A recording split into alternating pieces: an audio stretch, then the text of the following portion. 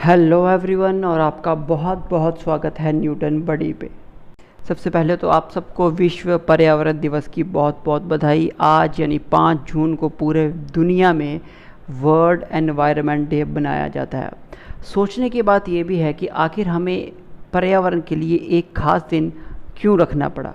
वो शायद इसलिए कि हम एनवायरनमेंट की बहुत ज़्यादा एक्सप्लॉयटेशन कर रहे हैं और इसी ओवर एक्सप्लॉयटेशन के चलते हमें आज क्लाइमेट चेंज यानी जलवायु परिवर्तन के रूप में एक बहुत बड़े संकट से गुजरना पड़ रहा है।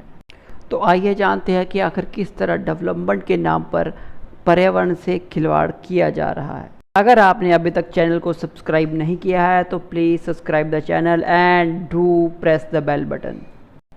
हमारे देश में इससे पहले भी बहुत सारे पेड़ों को डेवलपमेंट के नाम पे काटा गया है और एक बार फिर इसी डेवलपमेंट के नाम पे मध्य प्रदेश सरकार बुंदेल डायमंड प्रोजेक्ट के नाम पर लाखों पेड़ों को काटने की तैयारी में है।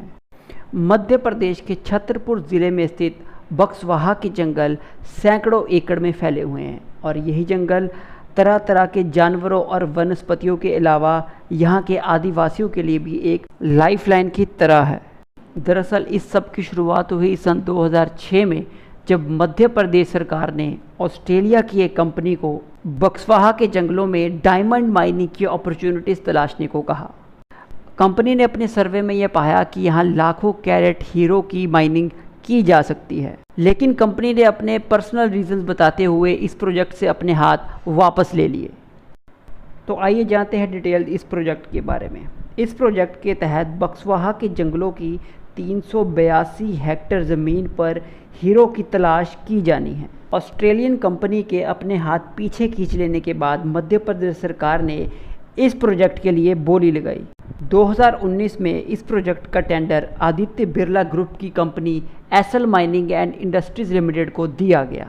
कंपनी को बक्सवाहा के जंगलों की ज़मीन 50 साल तक के लिए लीज पे दे दी गई और इसके साथ साथ ही लगभग 2,15,000 पेड़ को काटने के लिए भी हरी झंडी दे दी गई। EMIL के अनुसार वो साल 2022 के अंत तक 2500 करोड़ की लागत से डायमंड्स की माइनिंग शुरू कर देंगे। इस प्रोजेक्ट के खिलाफ एनवायरनमेंट एक्टिविस्ट के अलावा छोटे छोटे बच्चे भी आगे आना शुरू हो गए हैं and that's because of the impact this project will have on environment.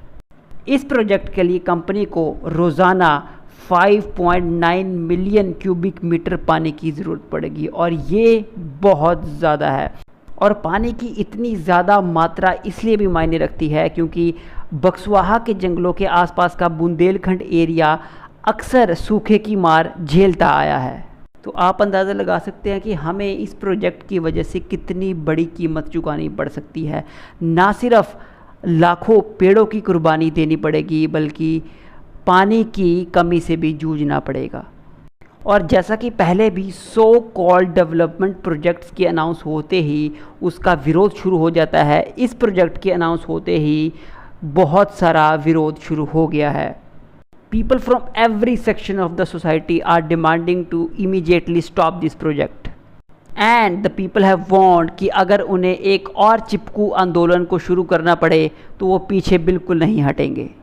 इस तरह के डेवलपमेंट प्रोजेक्ट्स के नाम पर एनवायरनमेंट की एक्सप्लॉयटेशन करना दरअसल हमारे देश में कोई नई बात नहीं है। इससे पहले भी इस तरह के कई प्रोजेक्ट्स के लिए लाखों करोड़ों पेड़ों की कुर्बानी दी जा चुकी है। अभी हाल ही में Ken Betwa river interlinking project के तहत 46 लाख पेड़ों को काटने की बात की जा रही है। जी हाँ, आपने ठीक सुना, 46 लाख। इसके साथ साथ 1,90,000 पेड़ ऑलरेडी काटे जा चुके हैं बुंदेलखंड एक्सप्रेसवे हाईवे को बनाने के लिए। इससे पहले मुंबई की आरे कॉलोनी में लगभग 2,000 से ज़्यादा पेड़ काटे गए थे मेट्रो स्टेशन की कंस्ट्रक्शन के लिए।